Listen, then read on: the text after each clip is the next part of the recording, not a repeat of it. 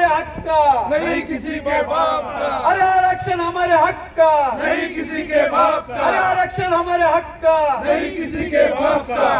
केंद्र सरकार होश में आओ, होश में आओ, होश में आओ। अरे केंद्र सरकार होश में आओ, होश में आओ, होश में आओ। अरे होश में आके बात करो, बात करो, बात के करो। उनके दाहिने हाथ कहने वाले कर्मवीर दादा साहब गायकवाड़ थे।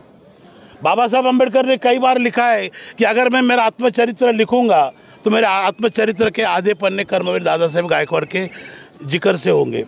उस शख्स का नाम हम नासिक एयरपोर्ट को मांग रहे हैं। आप जानते होंगे कि जब चाइना और हिंदुस्तान का वार हुआ और चाइना ने हमारे हज़ारों एकड़ ज़मीन ताबे में ले ली, हमारी बड़ी नामुश्किल से हार हुई थी। उसके बाद इस देश का संरक्षण मंत्री वीके मेनन थे, उनको बदला गया और यशवंतराव चौहान को मुख्यमंत्री कराया गया। यशवंतराव चौहान महाराष्ट्र के मुख्यमंत्री थे। हमने कहा कि हिमालय की मदद के लिए महाराष्ट्र का सह्याद्री भाग कर आया है। महाराष्ट्र के मुख्यमंत्री यशवंतराव चौहान देश के सुरक्षा मंत्री बन गए, लेकिन उनको पार्लियामेंट में किस क्षेत्र से चुनकर भेजने का ये सवाल जब पैदा हुआ तो नासिक में, जो नासिक लोकसभा कॉन्स्टिट्यूंसी दादा साहब गायकवाड़ की थी, दादा साहब गायकवाड़ ने बड़े विशाल अंतकरण से यशवंतराव चौहान को नासिक से बिन विरोध। कहाँ से आए और क्या मांग आप लोगों की? हम बम्बई महाराष्ट्र से आए हैं। मोदी सरकार के पास हमारी कुछ शिकायतें लेकर आई है, कुछ मांगे लेकर आई है और हमने पिछले 8 दिनों से parliament police station PM office से संपर्क रखा हुआ है और मुझे उम्मीद है कि आज हमें शिष्टमंडल को पीएम ऑफिस से हमें बुलाया जाएगा, हमारी मुलाकात की जाएगी। इस प्रकार का आश्वासन पार्लियामेंट पुलिस स्टेशन ने दिया है। जिन मांगों को लेकर हम यहाँ आए हैं, हमारी सबसे पहली मांग है कि इस देश में आरक्षण का कानून होना चाहिए। आप जानते होंगे कि पिछले 70 साल आरक्षण को लेकर इस देश में बहुत सारी बातें गलत सही की जाती है।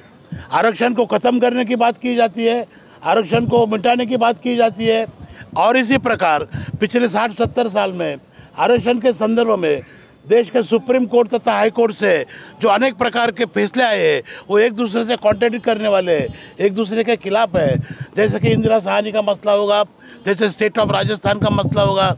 हमने मांग की है कि देश में आरक्षण का कानून अगर पारित किया जाता है तो आरक्षण का अमल करना, आरक्षण का अमल बजावनी करने की जिम्मेदारी निश्चित की जाएगी। आरक्षण किसको देना है, किस टक्के में देना है, किस संख्या में देना है, किन किन को आरक्षण देना है और किस जगह पर आरक्षण देना है, इसका कानून करने के बाद मुझे लगता है कि इस देश में वापस आरक्षण का मसला खड़ा नहीं होगा। हम मोदी सरकार से मांग कर रहे हैं कि आपके कार्यकाल में आरक्षण का कानून सम्मिलित होना चाहिए और देश की जनता उम्मीद रखती है कि सबका साथ सबका विकास की बात करने वाले मोदी सरकार, बाबा साहब को, अम्बेडकर जी को प्रति संवेदना जताने वाले मोदी साहब, गरीबों के हमदर्द कहने वाले मोदी साहब इस देश के दलितों को आरक्षण का अधिकार दिलाने के लिए आरक्षण का कानून सम्मत करेंगे। दूसरी मांग लेकर हम चल रहे हैं। इस देश का जो शिक्षण व्यवस्था है, कलेक्टर का लड़का कलेक्टर बन सकता है, इंजीनियर का लड़का इंजीनियर बन सकता है और रिक्शा ड्राइवर का बच्चा रिक्शा ड्राइवर ही बन सकता है। इस प्रकार की यहाँ क्या शिक्षण नीति है। हम ये कहते हैं कि सबको समान मौका अगर की बात की जाती है तो हमारी मांग है कि सबको समान एजुकेशन, कॉमन एजुकेशन, और वो कॉमन एजुकेशन के लिए हम ये मांग कर रहे हैं कि शिक्षा का दोबारा कर रहे हैं, क्योंकि आप लोगों ने भी एक पार्टी बना रखी। हमारी रिपब्लिकन, हम बाबा साहब अम्बेडकर के मानने वाले लोग हैं। रिपब्लिकन पार्टी हमारी जात पंचायत है। हम बाबा साहब के सिद्धांतों पर चलने वाले लोग हैं और हमारे बहुत सारे ग्रुप इसी प्रकार से काम कर रहे हैं। आरक्षण की आप बात कर रहे हैं, आरक्षण लगभग सभी को मिल रहा, फिर दिक्कत क्या आ रही? आरक्षण मिल रहा है ऐसा कहा जा रहा है, आरक्षण मिल रहा है इस प्रकार का प्रचार किया जा रहा है। हमारी मांग है कि आरक्षण का अमल नहीं हो रहा है। आपको क्या लगता है शिक्षा व्यवस्था सुधारने का क्या एक नई नीति ला सकती है सरकार, या फिर शिक्षा नहीं सबको समान एजुकेशन मिलना चाहिए? कलेक्टर हमारा गरीब का लड़का और वर्तमान में शिक्षा समान शिक्षा नीति नहीं लागू है? नहीं मिल लगती है। आपका 1-2 उदाहरण दे सकते हैं कि किन राज्यों में ऐसी शिक्षा नीति नहीं लागू है? मैं आपको बताऊं, आप कौन से राज्य में रहते हैं? आप दिल्ली में रहते हो, शायद दिल्ली में शिक्षा का सुधार अच्छा हुआ है, मैं नहीं समझता हूँ। हमारे महाराष्ट्र में पूरे देश में कॉन्वेंट स्कूल है, इंग्लिश मीडियम का स्कूल है, वहाँ हज़ारों लाखों की फ़ी दी जाती है। माँ अपने जब पेट से रहती है तभी उसका बच्चे का नाम एडमिशन में दिया जाता है।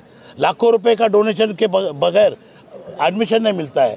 और गरीब का लड़का जो झोपड़पट्टी में रहता है, मजदूरी करता है, रिक्शा चलाता है, उसके लड़के को नगर परिषद, नगर पंचायत की एजुकेशन में जाना पड़ता है। उससे किस ढंग का एजुकेशन मिलता है आप जानते हैं, मैं भली भांति जानता हूँ। हमारे महाराष्ट्र में मैट्रिक पास हुआ लड़का भी इंग्लिश में दो कह नहीं सकता है, लिख नहीं सकता है।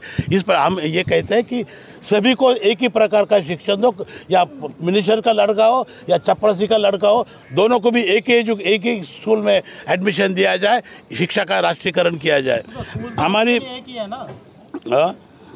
अभी आप नारा लगा रहे थे नासिक के एयरपोर्ट। मेरा नाम नितिन भाऊ मोरे है जी। आज दिल्ली के जंतर मंतर पर है, क्या मांगे हैं और किससे मांग कर रहे हैं?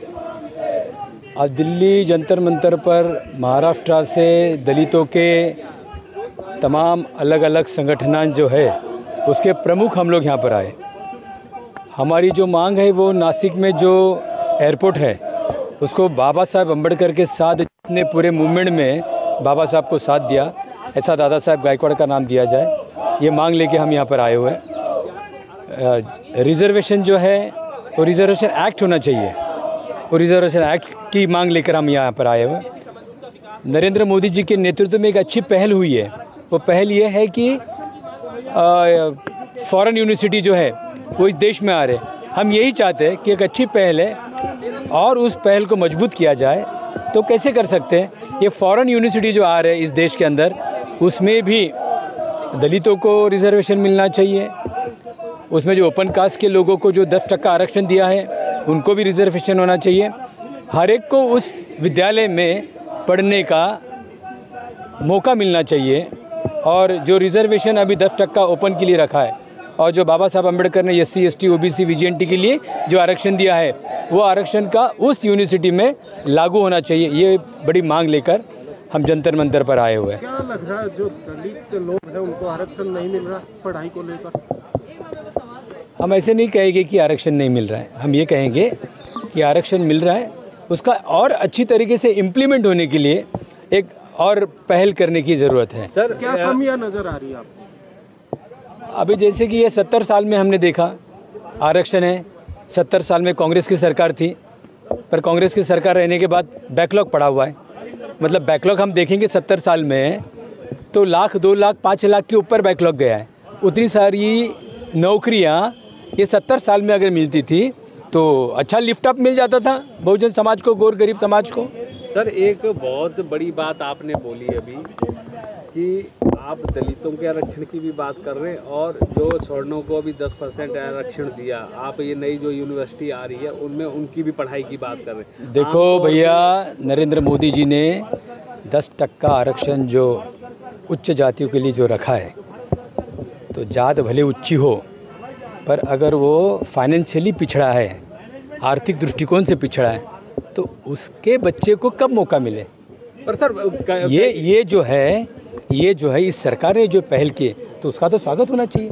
क्योंकि बाबा साहब अम्बेडकर ने जो सोचा, बाबा साहब ने भी यही सोचा ना कि जो दबे कुचले लोग हैं, जो बहुत फाइनेंशियली बहुत वीक पड़े, उनको मेन स्ट्रीम में लेके जाए। तो अगर ये सरकार ने ये निर्णय लिया है तो हम उसका स्वागत ही करते। इसलिए इस मांग को लेकर हम आए कि जो यूनिवर्सिटी आने वाली है, फॉरेन यूनिवर्सिटी जो इस देश में आने वाली, अच्छी बात है। हम पैसा खर्च न करें जाके फॉरेन में जाकर, यहीं वो सब हमको स्टडी मिले। तो ये जो निर्णय हुआ स्वागत है उसका, पर उसमें अगर हम आरक्षण देते तो सभी टप्पे के लोगों को मौका मिलेगा पढ़ने के लिए। और बाबा साहब अम्बेडकर के साथ आज बाबा साहब अम्बेडकर का पूरा मूवमेंट इस देश में किसी ने लेकर गया तो दादा साहब गायकवाड़ है। तानसेन भाई ननावरे ने आपको बताया होगा कि जो पहली फैक्ट्री मिग की जो बनी फाइटर प्लेन की, वो नासिक में बनी, दादा साहब ने वो बनाई है। तो इसलिए वो मिग फैक्ट्री बनते वक्त जो एयरपोर्ट वहाँ पर बना, इसलिए हम चाहते हैं कि उसका नाम कर्मवीर दादा साहब गायकवाड़ को दिया जाए। सफाई कामगार, हमारी दिल्ली में इतने सफाई कामगार हरियाणा के लोग हैं जो दिल्ली में काम करते हैं, हमारी बम्बई में भी सफाई कामगार के लोग हैं। बोर्ड नहीं बना अभी तक, एक स्टेट लेवल नेशनल लेवल इनकी वेलफेयर के लिए बोर्ड बनाया जाए, ये मांग लेकर हम आए हुए हैं। क्या लग रहा है सरकार सुनेगी, जागेगी?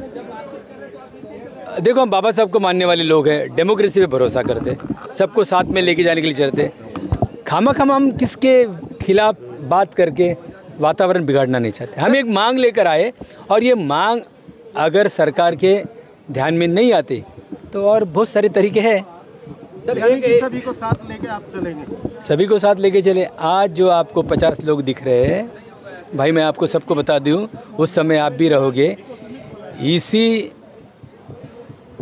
जंतर मंतर पे 50,000 लोगों का बड़ा मॉब हम लोग यहाँ पर लेके आने वाले हैं। आने वाले समय में 50